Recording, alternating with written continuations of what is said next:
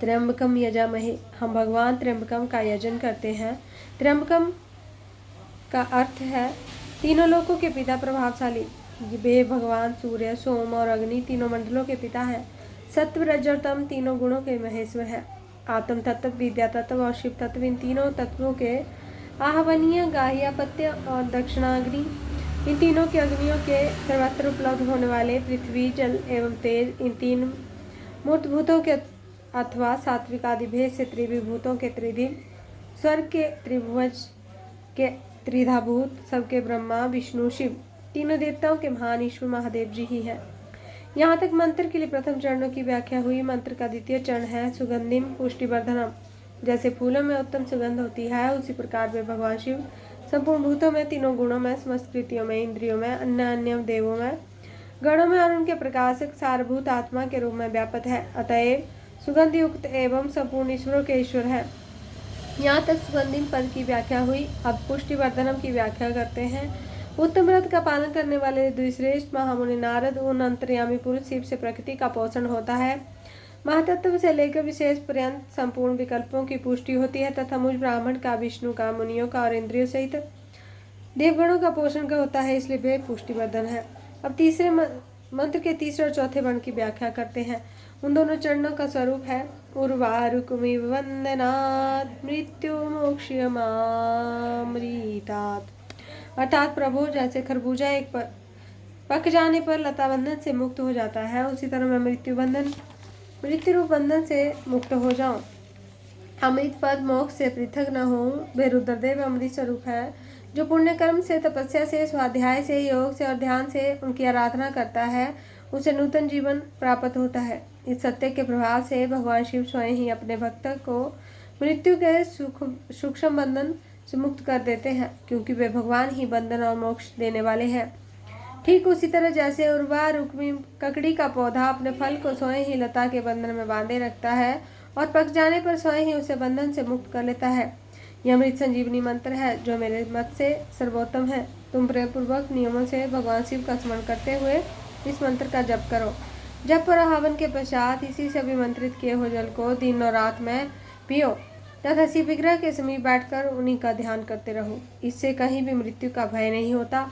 न्यास आदि सब कार्य करके विधिवत भगवान शिव की पूजा करो। यह सब करके शांत भाव से बैठकर भक्तवत्सल शंकर का ध्यान करना चाहिए। मैं भगवान शिव का ध्यान बता रहा हूँ, जिसके अनुसार उनका चिंतन करके मंत्र जप करना चाहिए। इस तरह निरंतर जप करने से बुद्धिमान पुरुष भगवान शिव के प्रभाव से इस मंत्र को सिद्ध कर लेता है। मृत्युंजय का ध्यान।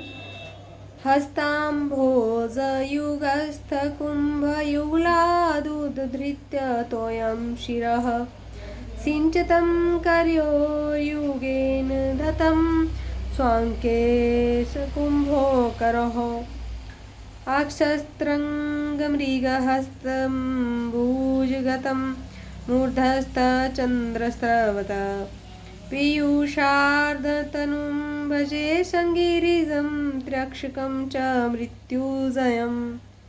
जो अपने कर कमलों में रखे हुए 2 कलशों से जल निकालकर उनसे ऊपर वाले 2 हाथों द्वारा अपने मस्तक को सींचते हैं, अन्य 2 हाथों में 2 घड़े लिए हुए उन्हें अपनी गोद में रखे हुए हैं तथा शेष 2 हाथों में रुद्राक्ष और मृग मुद्रा धारण करते हैं, कमल के आसन पर बैठे हैं, सिर पर स्थित चंद्रमा से निरंतर झरते हुए अमृत से जिनका सारा शरीर भींगा हुआ है, जो 3 नेत्र धारण करते हैं, उन भगवान मृत्युंजय का, जिनके साथ गिरिराज नंदिनी उमा भी विराजमान है, मैं भंजन करता हूँ। ब्रह्मा जी कहते हैं, तात मुनिश्रेष्ठ दधीचि को इस प्रकार उपदेश देकर शुक्राचार्य भगवान शंकर का स्मरण करते हुए अपने स्थान को लौट गए। उनकी वह बात सुनकर महामुनि दधीचि बड़े प्रेम से शिव का स्मरण करते हुए तपस्या के लिए वन में गए। वहां जाकर उन्होंने विधि पूर्वक महामृत्युंजय मंत्र का जप और प्रेम पूर्वक भगवान शिव का चिंतन करते हुए तपस्या आरंभ की। दीर्घ काल तक उस मंत्र का जप तपस्या द्वारा भगवान शंकर की आराधना करके दधीचि ने महामृत्युंजय शिव को संतुष्ट किया। महामुने उस जप से प्रसन्नचित हुए भक्तवत्सल भगवान शिव दधीचि के प्रेम बस उनके सामने प्रकट हो गए। उनका क्षमा कीजिए। अपने प्रभु शंभु का साक्षात दर्शन करके मुनीश्वर दधीचि को बड़ी प्रसन्नता हुई। उन्होंने विधिपूर्वक प्रणाम करके दोनों हाथ जोड़ भक्तिभाव से शंकर का स्तवन किया। तात मुनि तदनंतर मुनि के प्रेम से प्रसन्न हुए शिव ने च्यवन कुमार दधीची से कहा, तुम वर मांगो। भगवान शिव का यह वचन सुनकर भक्त शिरोमणि दधीची दोनों हाथ जोड़कर नतमस्तक हो भक्तवत्सल शंकर से बोले,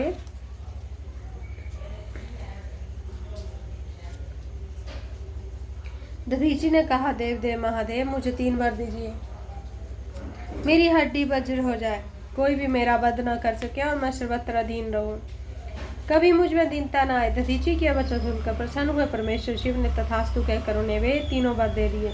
शिव जी से 3 वर पाकर वेद मार्ग में प्रतिष्ठित महामुनि दधीची आनंद मगन हो गए।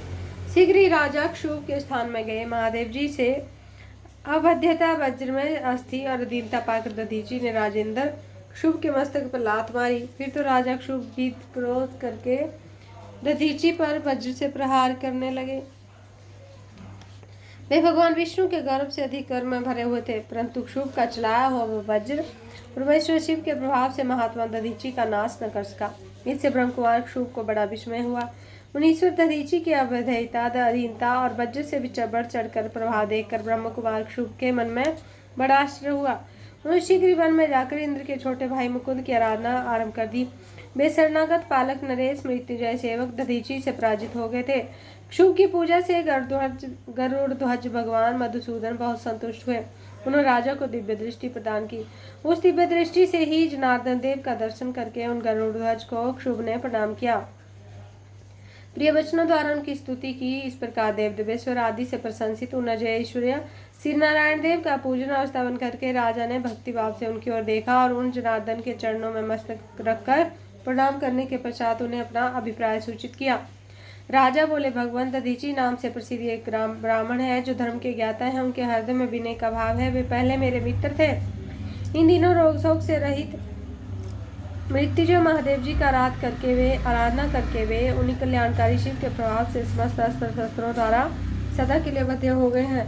एक दिन उन महातपस्वी दधीची ने भरी सभा में आकर अपने बाएं पैर से मेरे मस्तक पर बड़े वेग से अवहेलना पूर्वक प्रहार किया और बड़े गर्व से कहा, मैं किसी से नहीं डरता। हरे, वे मृत्युंजय से उत्तम वर पाकर अनुपम गर्व से भर गए हैं। ब्रह्मा जी कहते हैं, नारद, महात्मा दधीची की अभेद्यता का समाचार जानकर श्रीहरि ने महादेव जी के अतुलित प्रभाव का स्मरण किया। फिर वे ब्रह्मपुत्र राजा क्षुभ से बोले, राजेंद्र, ब्राह्मणों को कहीं थोड़ा सा भय नहीं है। भूपते, विशेषतः रुद्र भक्तों के लिए भय नाम की कोई वस्तु है ही नहीं। यदि मैं तुम्हारी ओर से कुछ करूं तो ब्राह्मण दधीची को दुख होगा। वह मुझ जैसे देवता के लिए भी शाप का कारण बन जाएगा। राजेंद्र, दधीची के साप से दक्ष के यज्ञ में सुरेश्वर शिव से मेरी पराजय होगी और फिर मेरा उत्थान भी होगा। महाराज, इसलिए मैं तुम्हारे साथ रहकर कुछ करना ही नहीं चाहता। मैं अकेला ही तुम्हारे लिए दधीची को जीतने का प्रयत्न करूंगा। भगवान विष्णु का यह वचन सुनकर क्षुभ बोले, बहुत अच्छा है, ऐसा ही हो। ऐसा कहकर वे उस कार्य के लिए मन ही मन उत्सुक हो प्रसन्नतापूर्वक वहीं ठहर गए।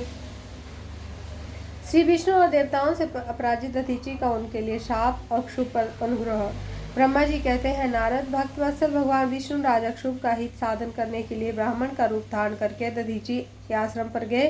वहां उन जगदगुरु श्रीहरि ने शिव भक्त शिरोमणि महर्षि ब्रह्म ऋषि दधीची को प्रणाम करके क्षुभ के लिए कार्य की सिद्धि के लिए उद्यत हो उनसे यह बात कही। श्री विष्णु बोले, भगवान शिव की आराधना में तत्पर रहने वाले अविनाशी ब्रह्म ऋषि दधीची, मैं तुमसे एक वर मांगता हूँ, उसे तुम मुझे दे दो। शुभ के कार्यों की सिद्धि को चाहने वाले देवाधिदेव श्रीहरि के इस प्रकार याचना करने पर शैव शिरोमणि दधीची ने शीघ्र ही भगवान विष्णु से इस प्रकार कहा। दधीची बोले, ब्रह्मांड, आप क्या चाहते हैं वो मुझे ज्ञात हो गया। आप शुभ का काम बनाने के लिए साक्षात भगवान श्रीहरि ही ब्राह्मण का रूप धारण करके यहाँ आए हैं, इसमें संदेह नहीं। आप पूरे मायावी हैं, किंतु देवेश राधन, मुझे भगवान रुद्र की कृपा से भूत, भविष्य और वर्तमान तीनों कालों का ज्ञान सदा ही बना रहता है। सुब्रत, मैं आपको जानता हूँ, आप पापहारी श्रीहरि एवं विष्णु हैं। यह ब्राह्मण का वेश छोड़िए। दुष्ट बुद्धि वाले राजा शुभ ने आपकी आराधना की है, इसलिए आप पधारे हैं। भगवान हरे, आपकी भक्त वत्सला को मैं जानता हूँ। यह हल छोड़िए, अपने रूप को ग्रहण कीजिए। भगवान शंकर के स्मरण में मन लगाइए। मैं भगवान शंकर की आराधना में लगा रहता हूँ। ऐसी दशा में भी मुझे किसी से भय हो तो उसे प्रयत्नपूर्वक सत्य की शपथ के साथ कहिए। मेरा मन शिव के स्मरण में ही लगा रहता है, मैं कभी झूठ नहीं बोलता। इस संसार में किसी देवता या दैत्य से भी मुझे भय नहीं होता। श्री विष्णु बोले, उत्तम व्रत का पालन करने वाले दधीचि, तुम्हारा भय सर्वथा नष्ट हो ही है, क्योंकि तुम शिव की आराधना में तत्पर हो, इसलिए सर्वज्ञ हो। परंतु मेरे कहने से तुम एक बार अपने प्रतिद्वंदी राजा क्षुभ से जाकर कह दो कि राजेंद्र, मैं तुमसे डरता हूँ। भगवान विष्णु का यह वचन सुनकर शाप श्रोमणी महामुनि दधीचि निर्भय ही रहे और हंस कर बोले। दधीचि ने कहा, मैं देवाधिदेव पिनाक पाणी भगवान शंभु की प्रसाद से कहीं कभी किसी से भी और किंचित मात्र भी नहीं डरता, सदा ही निर्भय रहता हूँ। इस पर श्री हरि ने मुनि को दबाने की चेष्टा की। देवताओं ने भी उनका साथ दिया, किंतु सभी अस्त्र कुंठित हो गए। तो तदनंतर भगवान श्री विष्णु ने अगणित गणों की सृष्टि की, परंतु महर्षि ने उनको भी भस्म कर दिया। तो भगवान ने अपनी अनंत विष्णु मूर्ति प्रकट की। यह सब देख च्यवन कुमार ने वहां जगदीश्वर भगवान विष्णु से कहा। दधीचि बोले, महाबाहो, माया को त्याग दीजिए, विचार करने से यह प्रतिभा भास्मात्र प्रतीत होता है। माधव, मैंने सहस्त्रों दुर्विज्ञ वस्तुओं को जान लिया है, आप मुझ में अपने सहित संपूर्ण जगत को देखिए। निरालस्य होकर मुझ में ब्रह्मा एवं रुद्र का भी दर्शन कीजिए, मैं आपको दिव्य दृष्टि देता हूँ। ऐसा कहकर भगवान शिव के तेज से पूर्ण शरीर वाले च्यवन कुमार दधीचि मुनि ने अपनी देह में समस्त ब्रह्मांड का दर्शन करवाया। तब भगवान विष्णु ने उन पर पुनः कोप करना चाहा। इतने में मेरे साथ राजा क्षुभ वहां पहुंचे।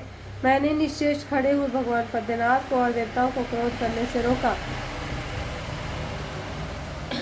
मेरी बात सुनकर उन लोगों ने ब्राह्मण दधीचि को परास्त नहीं किया। श्रीहरि उनके पास गए, उन्होंने मुनि को प्रणाम किया। तदनंतर क्षुभ अत्यंत दीन हो उन मुनीश्वर दधीचि के निकट गए, उन्हें प्रणाम करके प्रार्थना करने लगे।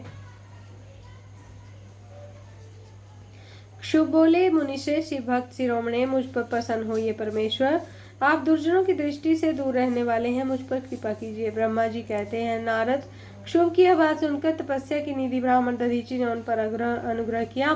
तत्पश्चात श्री विष्णु आदि को देखकर वे मुनि क्रोध से व्याकुल हो गए। वे मन ही मन शिव का स्मरण करके विष्णु और देवताओं को शाप देने लगे। दधीचि ने कहा, देवराज इंद्र सही देवताओं और मुनीश्वरों, तुम लोग इंद्र की क्रोधाग्नि से श्री विष्णु और अपने गणों सहित पराजित और ध्वस्त हो जाओ। देवताओं को इस तरह साप देख शुभ की ओर देखकर देवताओं और राजाओं के पूजनीय द्विश्रेष्ठ दधीचि ने कहा, राजेंद्र, ब्राह्मण ही बली और प्रभावशाली होते हैं। ऐसा स्पष्ट रूप से कहकर ब्राह्मण दधीचि अपने आश्रम में प्रविष्ट हो गए। फिर दधीचि को नमस्कार मात्र करके शुभ अपने घर को चले गए। तत्पश्चात भगवान विष्णु देवताओं के साथ जैसे आए थे उसी तरह अपने बैकुंठ लोक को लौट आए। इसी प्रकार वह स्थान स्थानेश्वर नामक तीर्थ के रूप में प्रसिद्ध हो गया। स्थानेश्वर की यात्रा करके मनुष्य शिव का साहित्य प्राप्त करता है। तात मैंने तुम्हें संक्षेप से शुभ और दधीचि के विवाद की कथा सुनाई और भगवान शंकर को छोड़कर केवल ब्रह्मा और विष्णु को ही शाप प्राप्त हुआ, उसका भी वर्णन किया। जो शुभ और दधीचि के विवाद संबंधी इस प्रसंग का नित्य पाठ करता है, वह अपमृत्यु को जीतकर देह त्याग के पश्चात ब्रह्मलोक में जाता है। जो इस प्रकार पाठ करके रणभूमि में प्रवेश करता है, उसे कभी मृत्यु का भय नहीं होता तथा वह निश्चय विजय होता। बोली भोलानाथ की जय हो, पार्वती मैया की जय हो।